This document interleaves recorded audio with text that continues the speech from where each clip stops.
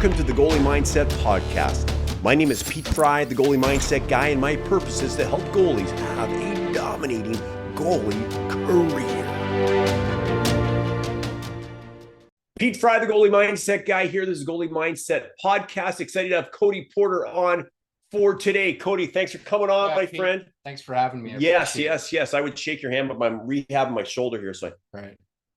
It's a work in progress. Yes. Sounds good. Anyways, Cody just signed a pro deal, and he's going to tell you about it. Yeah. Came to terms with a team in Allsvenskan, which is the second highest league in Sweden. It's right below the SHL. It's been a league that's hosted a lot of really great players. The team I'm going to is Västerviks, and it's a good young team that's pushing to get into the playoffs this year, and it's going to be a great opportunity for me to go in there and really help them out and help them win games. And I'm really excited for it. And obviously throughout this process, a lot of people have asked, hey, what are you waiting for? What are you signing? When are you signing? It's November now. And I made a decision this summer with my agent that we wanted to make the best decision for my career. And obviously long-term, my goal is to come back to North America. So I don't want to just, sail off into the sunset in Europe. So we wanted to either look in Sweden or Finland, look in Liiga, and then obviously SHL would be a little bit of a stretch right now. Yeah. But Allsvenskan was somewhere that I really It's a good league. I've heard great things about it. I played Div 1 in Sweden. There was NHL players in Div 1. Yeah. That's a good league. Yeah. But then you go, and there was a team called Rugla, which are they in? What league are they in now? They're in the SHL right So they're in the SHL, okay, because they were. But you can go up and down. I know. Yeah. So it's a good league. So congrats. Yeah, thanks, Pete. Congrats. And I know you had a lot of success last year in the Liiga, which is the top league in Finland. Tell us about that. Tell the listeners about your experience in Liiga. Yeah, Liiga was great. I mean, obviously, I got that opportunity through Roki, which I've got to give them a lot of credit for. That was the Mestas team I spent most of the season with last year. And just a really good development team, a team that was ready to win. I think we had one of the better teams in that league. The goalie coach there was awesome. He pushed me really hard to be better. And then getting the call up to Liiga, it started where I went to Tappara. I was on a 1-week loan, and obviously Tappara ended up winning Liiga championship as well as all of Europe. So it was a really great experience to see how they do everything there. Pretty much every import there has lots of NHL experience. So it's really good to see. And just what it takes to play at not just at the higher levels, but to be a really successful team. And then transitioning into Assad, the team I played 4 games with, the end of the year.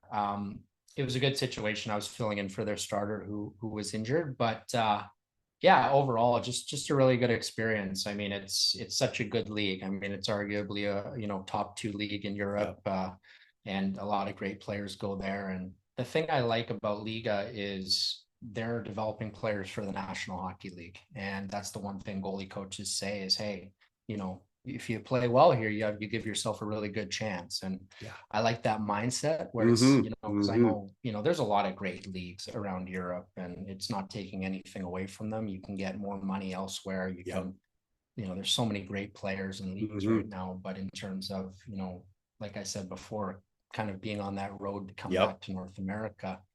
I want to play in a league that's going to support that. And help you play in the National Hockey League, which is your target. That's my target. Yes, 100%. 100%.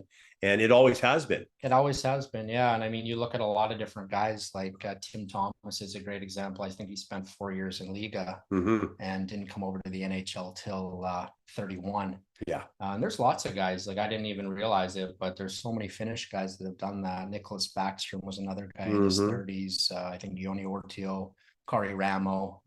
Really? Yeah, lots of guys come over later. So Victor Fast, he came over at 29 for Anaheim Ducks. And most recently, Matt Tompkins, Canadian boy, he spent 2 or 3 seasons in Sweden. And he got his NHL debut a few weeks ago for Tampa Bay, and I think he's 29 or 30. So, as a goalie, obviously, it's just about getting better every year. And for me, my focus has just been on, the present, not worrying about the future or the past, and just, focusing on what I can do to help the team I'm with win. performing in the moment. Yeah. Exactly. And heck, we've been kind of working together on and off since you were with, was it the Giants or was it Calgary? Maybe it was Calgary. I think it was right when Calgary I got hit me in the Western to Hockey League. Calgary, Yeah. I can remember that. I remember working on we worked on a reset. Yep. Right. Are you okay to tell that story? Because it's actually kind of funny. Yeah, it is kind of funny. And do you want me to tell it, or you want to tell it? Yeah, you can tell it. Okay. Yeah. It's from what I remember. Correct me if I'm wrong. Okay. I remember I was in an Earl's at the time when I was talking to you, and I had to go in the bathroom so that I could hear you. Earl's is a restaurant. It's a chain of restaurants in Western Canada. And I remember you're talking to me about your game, how you were feeling good. And then when you didn't come up with a save, it was like, okay, here we go again. Here we go. That was kind of like the mentality.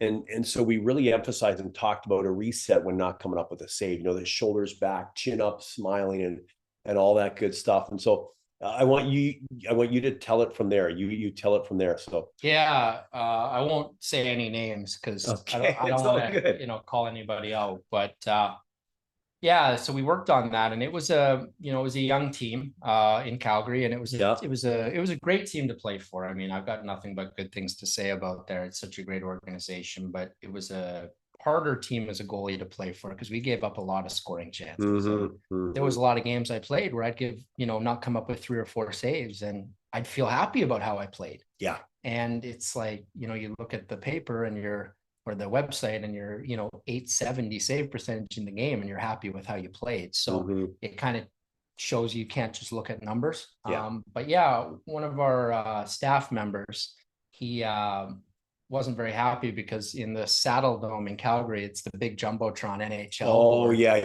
And right after you don't come up with the save, they always pan on the goalie's face. Yeah. And I was smiling because you said, hey, smile after. Part of the reset is to smile when you don't make a save. Yeah. So he saw that and he came up to me after the game and he was like, hey, not in these words, but hey, what are you doing? Like, why are you smiling after the other team? And he said different words? Like, it was different words. Yeah. But somebody who does it quite well.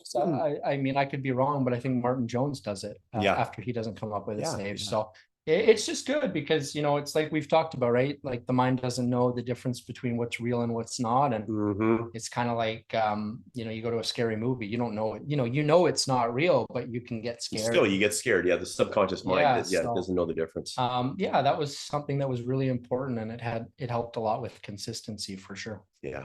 So there you go, guys. When you don't make a save, make sure to smile after. Stand tall, shoulders back, chin up, smile. So they show you on the Jumbotron smiling. Yeah. You did there. That was awesome. Okay. So what, as far as your vision and your goal, because everyone listening, the one thing that impresses me about Cody so much is he's crystal clear on where he's going. Like you're crystal clear. For sure, yeah. Like he is crystal clear. And on the way there's going to be ups and downs. It's like a plane is in the air and, you're traveling from, say, Vancouver to Hawaii, and that plane's in the air and you don't know that plane is actually off track about 95% of the time, maybe even more.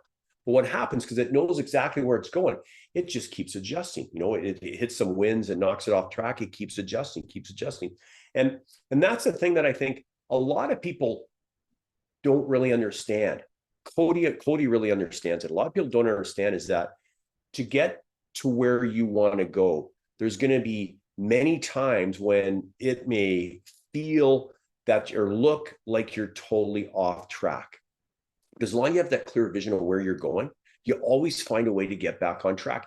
And that's exactly what you've done. For sure. Like you have done that 100%, overcoming maybe not playing on the team you wanted to play on. Yeah. Absolutely. Right. And that has been a great trait of yours. What has been a time that you're most proud of that you have overcome as far as maybe somewhere you were playing or something like that? Yeah. What would you say? I think coming out of junior, I mean, it kind of goes on that. Like I was in a really good position at 19. I was, I started the season I think through the first 20 games, I was like 925 Yeah. or something. Yeah. And we had NHL teams saying, hey, we might sign you. Mm-hmm. And then I, had a minor injury that I played on, and that kind of derailed me. And then I eventually had a really serious injury that required me to get surgery my 20-year-old year. So I basically missed half my 19-year-old year. And then my 20 year, I was playing with that injury in tier 2 leagues, but I couldn't really play, and I ended up getting the surgery, and I haven't noticed it since, which is great. You're stronger than ever now. Yeah, like I remember meeting with you and you're like,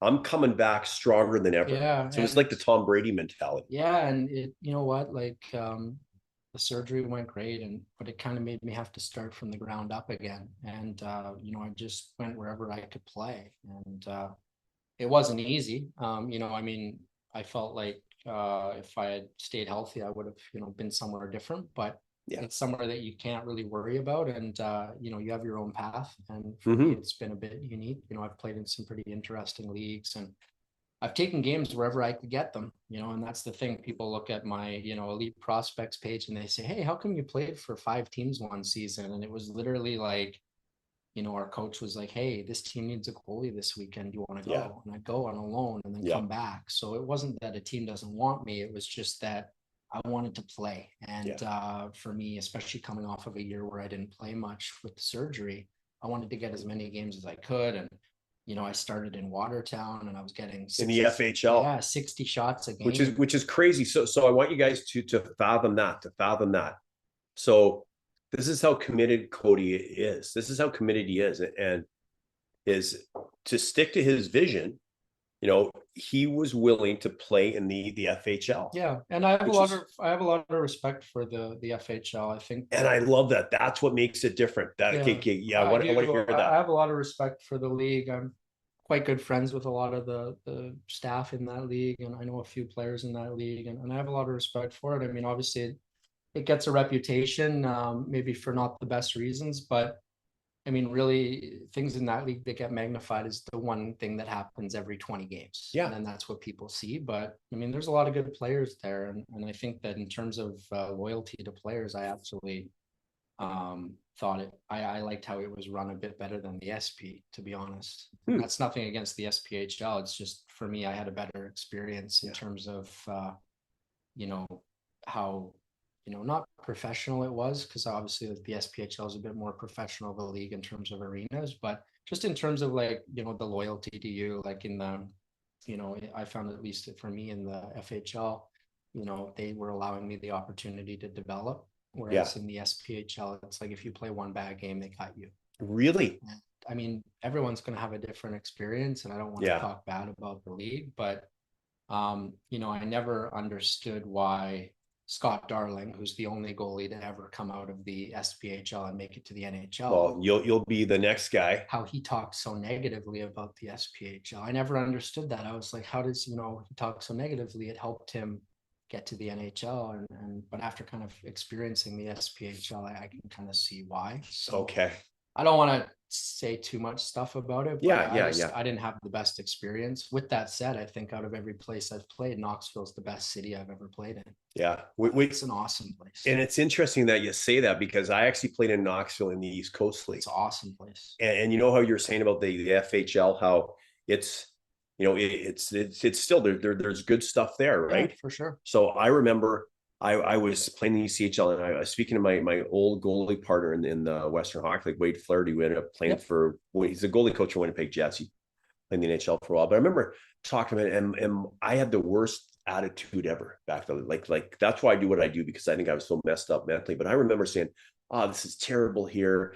Players aren't, like, it's not good hockey, stuff like that. And I was like whining, basically. Yeah. And his mentality was, it's good hockey. Yeah. Right. It's good hockey. Sure. I mean, there's good players. Yeah. So that's the thing. Makes it big. And on my team that year, 5 guys ended up playing in the National Hockey League, like from that specific team. And it was my mentality was messed up. And the thing that I like about you is that you know where you're going, and we can filter anything. The mind can make a heaven of a hell of a heaven. So someone could have played in the FHL and say it's the worst thing ever. Some could have played there and said it's the best thing ever. Yeah. Right? It's up to you guys to decide. So the lesson here with Cody, now Cody played in Liiga last year. That's one of the top leagues in the world. Like That's one of the top leagues in the world. So I think it was third-ranked league. Yeah, there's probably some teams there that would compete very heavily with NHL teams. Well, especially this year, the bottom end NHL teams are pretty. Yeah, they would probably lose to a team in Liiga, right? And there's lots of players that are playing in Liiga that could easily step into the National Hockey League. Well, I think what people don't realize is how good the players are in Europe. I think that's the one big thing. I didn't know much about European hockey before I went over there my first year to Poland. But like, you look at teams, like there's teams in the German league and the Dell or even the Austrian league, and they play against an NHL team in exhibition and they win. Yeah. And, it's good hockey. There's a lot of really good players. There's a lot of players who I talk to over in Europe that they could be a fourth line guy in the NHL or be a up and down between the American League or the NHL. And they say, you know what, I'd rather just play in Europe. I can make good money and it's a great lifestyle. And so that's really a good point. But I mean, like for me coming into the Federal League, I just tried to make the best of it, and things aren't going to be perfect. My year there, we didn't have an equipment manager.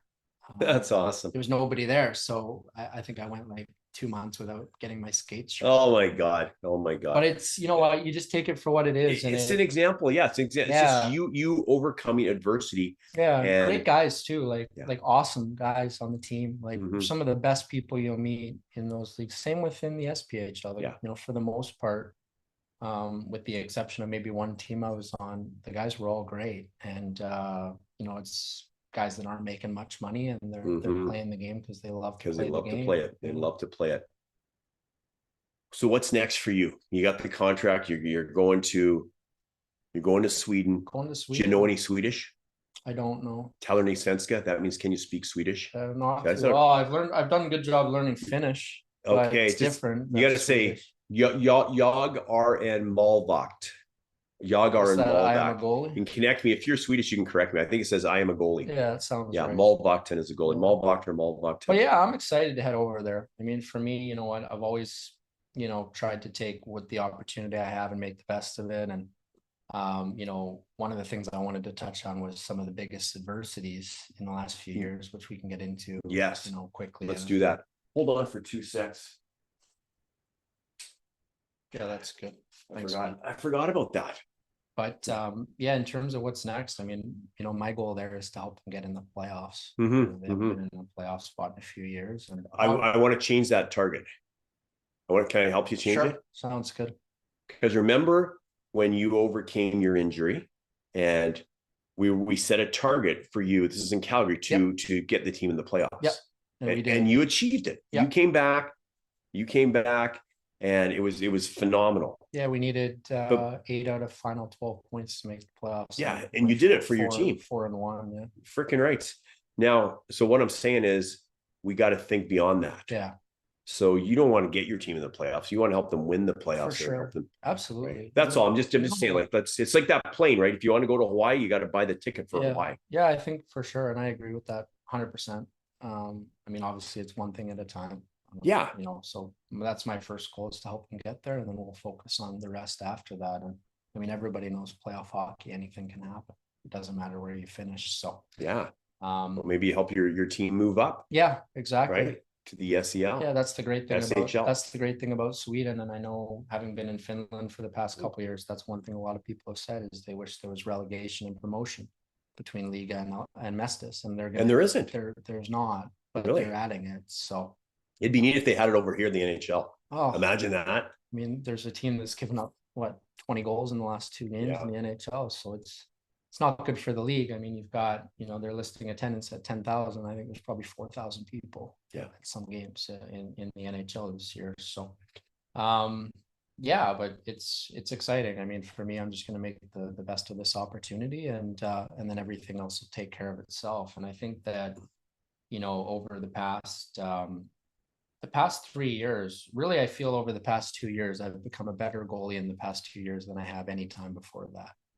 And in Finland, I just listened to the goalie coaches, and I just worked hard and put my head down, and I've improved so much. And I feel like, getting into games and playing at a high level, it's helped me a lot.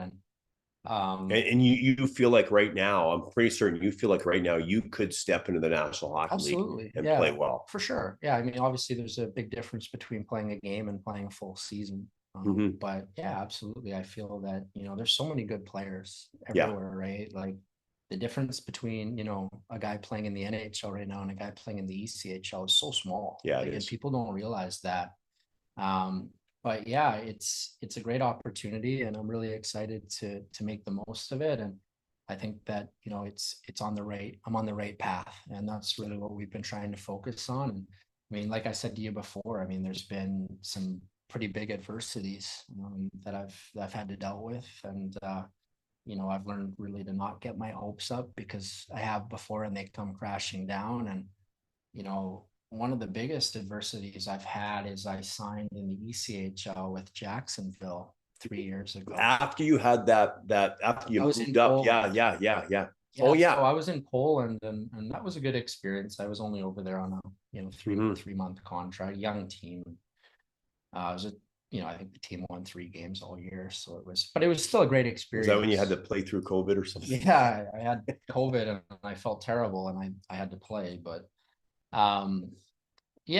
but I'd say probably that was one of the biggest adversities, was Jacksonville, because I was in Vancouver, and if you go on, MapQuest or whatever, Google Maps, and you can add this into the podcast, I think it's like takes 5 days of driving. It's 50-hour drive to get to Jacksonville. Yeah. So I drove. Yeah. The contract was signed. I talked to the coach. Everything was it Jacksonville? Jacksonville Iceman. Yeah. I've been in Jacksonville before. before. So I drove down, and the team was actually playing in Greenville. Okay. So I drove to Greenville, South Carolina, I believe it is. And I get there, and I just driven 4 days. And I'm like, all right, like, I'm excited to be here. And I go to the rink, and I unpack my gear, and it's a game day. They weren't skating in the morning. Go back to the hotel, go up to the hotel room, and everything's good. I go down for a pregame meal, and then the coach calls me. I'm like, what's going on? He said, hey, we have some bad news. And I said, what's that? As soon as he says that, thanks for the I said, what's that? And for people who don't know, like, they don't often pay your travel. So I paid probably cost me almost $1,000. Oh yeah, easily.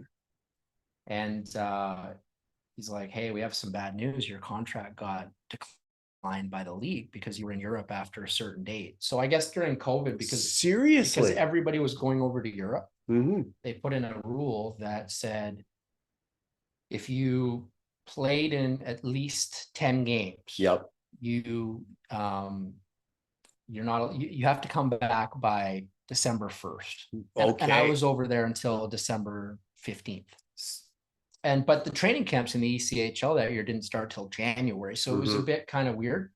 And I said, oh, well, it doesn't matter. I only played 8 games. I didn't play 10. Yeah. Well, they put a clause in after the original rule that said, no, it's just games dressed. So I had dressed 11 games. Oh, no. So, so I was down there, and that was really hard. I'm like, I drove so long, and for that to happen, that was pretty tough. And I remember calling some people after that happened. I was pretty down, but it was a good learning experience. And so that was it. You had to leave. Yeah, they're just like, thanks for coming.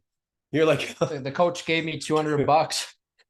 It's like, here's $200 bills. He must have felt bad. The coach must have felt bad. It was out of his wallet. So I think that he probably, he just what he had in his wallet. It's like, here you go. And I think I ended up going down to Miami and just staying down there for a few weeks. Okay. Just because I was like, I knew. Did you get on the ice at all? Yeah, I knew a few people down there. So I ended up skating, but that was it for that season. And then the next season was when I went to Finland. And so that was it. So you didn't play that season? I just played 8 games for in Poland. Oh, that was God. Yeah. So it was a bit of a weird year. Like, at the beginning of the year, I had signed with an ECHL. It was team. A lot of people. It was a strange year. Yeah, I signed in the summer with an ECHL team that year, but then the team called and said, hey, we're not playing this year. So then my agent found something for me in Poland, which actually I was pretty impressed with that league that year. Yeah. Because there were some good players over there. Yeah. Those teams had quite a bit of money that year from the government stuff. But just played that year, and then went to Finland the next year, and spent the past 2 seasons in Finland. And I mean, the goalie coaching over there is tremendous. Yeah. I mean, that's the one thing, the goalie coaching in Finland is awesome. Yeah, they're known for it. Yeah, it's really helped my game. Like I said, when I look at my game 3 years ago. And who's the goalie coach that has helped you the most over in Finland? I mean, there's so many. You know, I mean, I can pretty much list off every goalie coach I've had over there. I mean, Yanni Borg was the goalie coach who scouted me for IPK. If it wasn't for him, I wouldn't have gotten an opportunity there. And Got it. He took a bit of a risk on me because like I said, I had only played 8 games the season before that, and he was great. And I didn't get to spend really much time with Saipa that year, and the goalie coach didn't speak English, so that was a little bit challenging. But and there's no way you're speaking Finnish. That is like you can learn to speak Swedish. Finnish is a whole different. Yeah, and I've done a good job of learning it now. But in your first 6 months, it's you can speak a little Finnish. A little bit. I can understand. What can you say? Well, just like different sentences. I'm calling Cody out here. Yeah, just different sentences, and that is a challenging. You got to roll the tongue or whatever when good, like intros, like hi, how you doing, and then but you say hi, how you doing? Well, you can say it a few different ways. You could say like moi mitakulu. Okay, because in Swedish is hey. You can just go hey. Yeah. Hey. So I mean, you could say that too. I mean, it's easy over there because everybody pretty much speaks English. But Finland's been great. I mean, I have a lot of friends over there, and I probably know as many people over there as I do over here. So I keep in touch with a lot of people over there, and I've missed it for sure. Like, so I'm excited to be one country over. Let's talk just briefly about your goalie coaches over here. Yeah. Who are the guys that have influenced you the most? Yeah. On the ice. Just to finish the last. Oh yeah. Cut it in, but last season, Juha Soronen, I was the goalie coach in Roki. Juha Soronen. Okay. He was great. Pushed me really hard. Yep. I told him first day. I said, hey, you know, how hard do you train goalies? He said, really hard. I said, train me harder than any goalie you've ever had. And that's what I said to him. I said, just really be hard. Yeah. Because, you know, I want to be held really to a high standard. Yeah. And he pushed me hard, and that's what I needed. And it made me be consistent, and it made me feel like, you know, I could play a game where I played really well. And, you know, we win 4-1 and I make 35 saves out of 36 and I'm feeling great. And he would make me feel like I allowed 10 goals. What would he say to you? Just we'd go over video and he'd point out like 15 different mistakes, which is great. I think it's awesome. And it really showed me that you can always be better. You can always get better no matter what. And he was good. Like, you know, for me, he pushed me really hard, but he also knew like when to kind of back it off. And over a long season, especially up there, the team's like in the Arctic Circle. So it's so cold and dark. You're always sick, and you know, you're always dealing cleaning your body out. Yeah. So we don't say the word sick. It's a negative image in the head. You say cleaning the body out. Yeah. So, but he was great. And then, you know, I spent a little bit of time in Tappara with a goalie coach named Aki. Okay. And he was good, but I only had him for a week. But I mean, he's, you know, he works with some of the best goalies in Finland. So there's a reason he's there. And then, Jaakko in Assad. I mean, I think he's been in Liiga for over 10 years as a goalie coach, and he's a really knowledgeable guy. We've stayed in touch over the summer, and he's given me some pointers on my game. Do these guys have Instagram? We got to be able to tag them in the podcast so they can. I don't think. I think they do, but they're pretty private. Okay. And that's a Finnish thing, guys. No, it is. Seem to be pretty private. Yeah. So, but yeah, I mean, just the mindset thing, like we've talked about, and you know, being positive. And in terms of over here, for your question about goalie coaches over here, I mean, I've had a lot of great goalie coaches over the years. Just before we go over to here now, I'm going to back us up again. You'll edit all this. Yeah, so it's all good. I don't know. Maybe. Did you ever get to see, because you played in West Hockling in Calgary, so you know the obviously the big legend in Calgary is a Finnish goaltender. Oh, Mika Kiprusoff. Mika Kiprusoff, yeah. He was a bit before my time. He was. Did you get to see him in Finland at all? Oh, did I get to see him in Finland? Yeah, I didn't see him. I didn't see him, but he was at the game we played with Assad against TPS, and they had a jersey retirement, and apparently he was in the building. Oh, okay, but he played for TPS. Okay. For a while, but I didn't see him. Met a few goalie coaches. Pekka Rinne. Yeah, was over there. Oh, he was. Yeah, I saw him. Saw him around the rink, and because he's retired now. He retired what, 2 years ago, I think. Retired now, and he's the development guy for the Preds. Okay. For Europe. So there you go. But yeah, I mean, it's there's so many good goalies over there, right? And it's such a great goalie country. And Swedish, same thing too. Like Sweden is you know, they have a lot of great goalies too. So They do. They I do. mean, there's a lot of good goalies coming from everywhere, and Yep. you just try and pick up some different things, and it helps your game. And for me, I just want to be someone who's coachable, and I listen. And good for you. You know, Always getting better. The reality is, and it's something you told me a few years ago, is that a coach is trying to win. They have the same goals you do.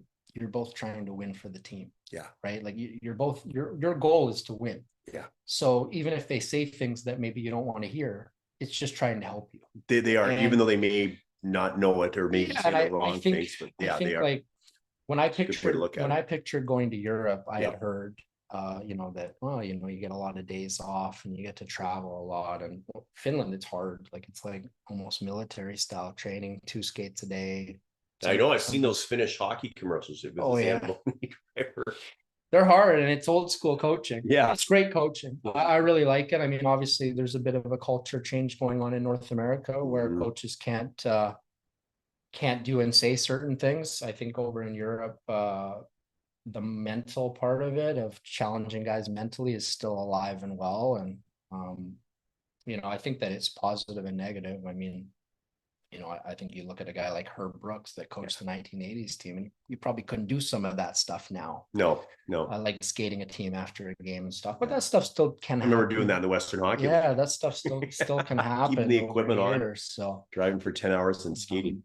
Yeah, but it's, you know, I mean, everybody's different, right? And players are all different. Like some players are going to respond really well to criticism, some aren't. Yeah. And that's the big thing. And I think from a coaching standpoint, like they need to really understand there's difference. You can't just treat everybody the same. Yeah. Because some players will fold if they're called out. So and some will actually, and some will respond. strive. Respond. So. That reminds me of he's actually the head coach of the Minnesota Wild, Dean Evison. Yeah. Right. With him, when he played in Kamloops, their coach he's now passed away. I think he got suspended from the OHL for life. I can't think of his name, but anyways, Dean loved him. He loved the guy. Yeah. And then there was another guy in his team who was like a first-round draft pick that year, who basically called his dad in tears and said, "Dad, come get me. I got to get out of here." And you know, fortunately, his dad turned him around. Yeah. But same coach, just 2 different personalities taking what the coach did a different way, right? Yeah. Dino was kind of like your mentality with your Finnish goalie coach was like, just push me as hard as you can. Yeah. I just want to get better. And I think that, you know, at the end of the day, like, you know, for the most part, like coaches are trying to give the best to the players. Yeah. And even if things come across the wrong way, and I know that's been a hot topic in the NHL lately, is with, you know, different coaches and how it has been.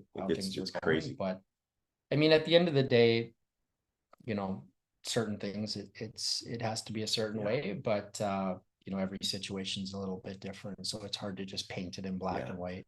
I just think there's one thing I wish coaches would do, and that's eliminate sarcasm, because that does not help their. I don't know if you've ever had a coach be sarcastic with you. Yeah, a bit. But I know you've talked about some other goaltenders that have experienced that. That is detrimental. That is just, and the coaches don't know it. Okay, so over here, North America, what goalie coaches on the ice have influenced you the most over here in North America? There's been a few. I mean, obviously Sean Murray is somebody who I've worked with since I was like 10 years old. He's been somebody that's helped me a lot. Yeah, with Performance Goalie Schools. Performance Goalie Schools. He's a big Instagram guy, so yeah, it's easy to find him. I almost got to see him when I went to present you your journal the other day. I just missed his session. He was in a hurry, so you didn't get to see him. But yeah, he's been great. I mean, you know, he's helped me a lot. I think I wouldn't be as technically solid without him. That, like, you know, for me, I'm a strong skater, and I you know, have a good technical foundation. I think a lot of that comes from him. But I mean, you know, it's funny because, you know, everybody talks about skating, and I do think that's one of the strongest parts of my game. Like, I'm very fast, and when I move around, especially at 6'3", it's not easy to skate like that fast. Yeah. And you're getting taller. You're almost 6'4" now. Yeah, I keep growing. So it's been great. But I mean, that goes back. I didn't start hockey till I was 8. Right? So and I didn't start goalie till I was 9. And I remember I wasn't a very good skater. And like my mom put me in skating like power skating. And she made me wear the goalie gear. So I'm doing like end and back and goalie. That's awesome. It made me a good skater. Yeah. but yeah, Sean Murray for sure. Eli Wilson, another guy Yep. that he was my goalie coach in Vancouver with the Giants. Yep. And he was great. He was great. I really enjoyed working with him in Eli's really good. Vancouver, and I still enjoy working with him. And I feel he's somebody that's helped my game a lot too. In which ways has he helped your game? Just in terms of thinking the game. I mean, Okay. really being a pro. I think that's the thing, and just understanding that you don't need to do everything. And I think that's the one thing that I've learned is that I used to think I needed to do everything, and I wasn't accomplishing anything. And now I feel like I only need to do what's needed. It's the 80-20, the Pareto principle. Yeah. The 80-20, you get 80% of your results from 20% of what you do. For sure. And, I think that, for him, he thinks about, okay, what's happening in games and develops the drills around that. And like even this summer, I worked with him this summer a bit, and I feel he helped my game a lot. I feel like my stance is better now. I feel like. Are you whispering in case Sean hears? Yeah, whispering in case Sean hears. No, but I'm joking. Well, you gotta edit that out. Every goalie coach is good, and I mean, obviously it can be a competitive space, but yeah, I mean, Eli's a great coach. His resume speaks for itself, and he's somebody that's helped me a lot too. But I would say those are the two main guys. I mean, I've worked with a lot of different goalie coaches over the years. And I think that you can get something from everybody. Yeah, you can. That's the big thing. Like you are your very best goalie coach, no matter what. Because you got to filter and learn and continue to learn. For sure. But those are the two main guys, I would say. I mean, I've spent some time with some other goalie coaches. And it's funny because I feel like I've gotten something at different points in my career. Like one goalie coach might be able to provide something for you at a certain point of your career that, helped you then, and then things change. So, but yeah, it's been awesome with those guys. That's great. And then what has been the biggest change in your mindset? And we're going back a bit since you and I started working together. So going back like a few years, what is the difference in how you view the game, or your confidence, or resetting, all that stuff? What would you say? What are the biggest differences on I've learned to be consistent. Okay. That was an issue I had when I was younger. I was a bit inconsistent, and now I feel like I'm pretty much the same goalie every game. Yeah. And no matter what happens externally. No matter what happens. And I mean, last year, that was a great example of that. And last season, there wasn't much adversity. I mean, every game was either great or it was good. Yeah. And so, I mean, that's fun. Obviously, it's more fun to win than lose. And we won a lot of games. But I would say just focusing on what's important. I used to do a lot of things. Like I'd have all these things I needed to do on game day, and you're reading, how to be a goalie book, and all these, like there's so many people are selling you on everything. And for me, I just kind of looked at, okay, what's really important to me? Well, the mental side of the game is super important. So, that's where you come in. And in terms of just my body, it's just making sure I'm in, good shape to play, like in terms of, good flexibility, good and strength. You have a fitness guy, not a fitness guy you work with specifically, and then don't you have someone? Yeah, there's always someone with the team, like body a coach. chiro or a body coach. I mean, it's a chiropractor, but really a body coach, and that was something this summer spent a lot of time with. But I mean, overall, just focusing on what's important and cutting out the things that don't matter. And, I've had coaches say that the guys that are really successful don't worry about the noise. Yeah. And they just focus on what's in front of them. And I feel like for me, when I was younger, I worried a little bit too much about the noise. And now I just focus on what's important. And even though for me, my career is coming along at a little bit of an older age, it still doesn't matter because it's still coming along. And,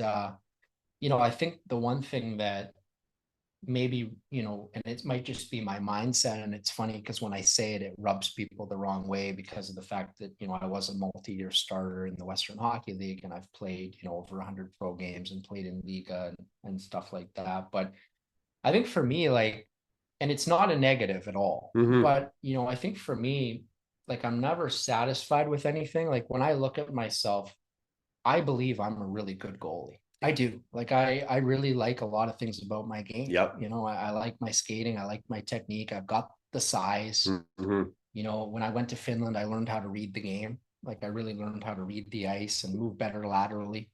So I like my game.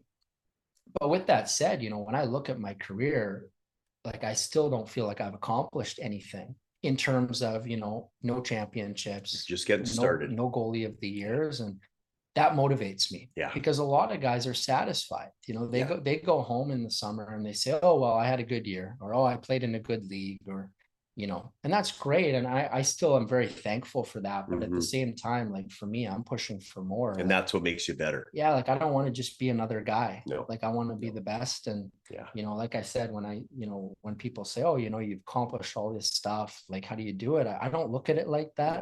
No. Because for me, I'm always thinking, I can be better. Like, with my size and my skill level, I should be so much further ahead. Yeah. And, but things take time. And, when you're 15, 16 years old and you're hearing these stories about, Antti Niemi, Tim Thomas, these guys that get into the NHL at 30, you're thinking, how does it take that long? Like, that's crazy. And then you start realizing that, circumstances happen and you got to make the most of it. Adjust. And, for me, my goal is just to get better every day. And I'm a better goalie now than I was last season. And I was a better goalie last season than the season before that. And if I can continue to do that every year, then, sky's the limit. And that's my focus. And, like I said, I'm so fortunate to be surrounded by such great coaches, both on the ice and off the ice. And I'm really fortunate to have the best resources available to me to, be able to have success. And, that's something that I'm really thankful for. Awesome. Let's finish up with this. What's the biggest advice you have for our listeners? Let's say there's like a young goaltender listening out there, or let's say there's a young goaltender, say, playing minor hockey or youth hockey, say they're like 14 or 15, or there's a goalie in the Western Hockey or major junior listening, or there's a goalie in college listening. What's the biggest advice that you have for them? Would it be the same for all of them? Would it be a little different? I mean, it's going to be a little different for everybody. But the biggest thing is just, obviously number one would be work hard. Yep. That's the key. If you don't work hard, you're going to fade out. Unless you have, crazy talent and you can get to a certain level on talent, you got to work hard. Yeah. And aside from working hard, it's just be the best you can be. Don't compare yourself to others, because there's a natural tendency to say, oh, well, this other goalie did this, so I need to do this. Just worry about yourself and focus on being the best you can be. And it doesn't matter if you're playing AAA or single A or double A. If you work on improving, you're going to be a better goalie because of that. And eventually you'll get to where you want to get to. Yeah. So that's the biggest key, I would say. Okay. Awesome. You heard it here. Pete Fry, the Goalie Mindset Guy, Goalie Mindset Podcast. This has been Cody Porter. Phenomenal podcast here. And look for Cody. Follow him. What's your Insta? You have quite a few followers. What's your Instagram handle? It's Cody Porter 88. You probably follow him already, but if you don't, it's Cody Porter, all one word, 88. Anything else? I think that's everything. That's good. Thanks so much. Thanks, Code. You're awesome. The master, buddy. Thank you.